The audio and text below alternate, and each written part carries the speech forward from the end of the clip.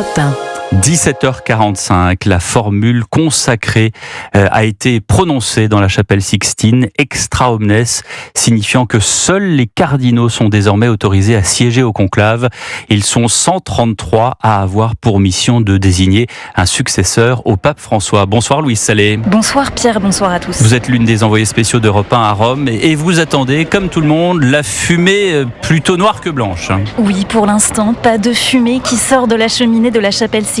Les cardinaux sont donc toujours en train de voter dans le secret le plus total, puisque les portes de la chapelle ont été refermées lorsque le maître de cérémonie, Diego Ravelli, a prononcé cette célèbre phrase en latin. Extra omnes. Cela veut dire que tout le monde sorte. Alors juste avant, il y a eu cette magnifique procession depuis la chapelle Pauline jusqu'à la chapelle Sixtine au son de la litanie des saints. Les cardinaux ont défilé lentement, vêtus de leurs habits liturgiques rouges, leurs barrettes, ce chapeau de forme carrée, leur rocher, une robe blanche ornée de dentelle. Alors il faut le rappeler, l'élection d'un pape, c'est d'abord une liturgie religieuse. Les cardinaux invoquent l'Esprit Saint qui doit guider leur choix. Ils ont aussi, chacun leur tour, prêté serment en latin, la main sur l'évangile, promettant de respecter le secret du conclave. Le cardinal Aveline, archevêque de Marseille.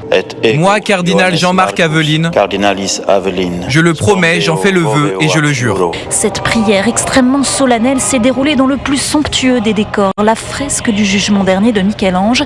La couleur bleue du ciel de ce chef-d'œuvre contrastait parfaitement avec la tenue rouge des cardinaux, une image historique. Merci Louise Salé, envoyée spéciale d'Europe 1 à Rome. Nous rejoindrons Frédéric Michel tout à l'heure dans le journal de 20h et Amélie de Bourbon-Parme pour parler de la papauté tout à l'heure. Entretien à 20h10.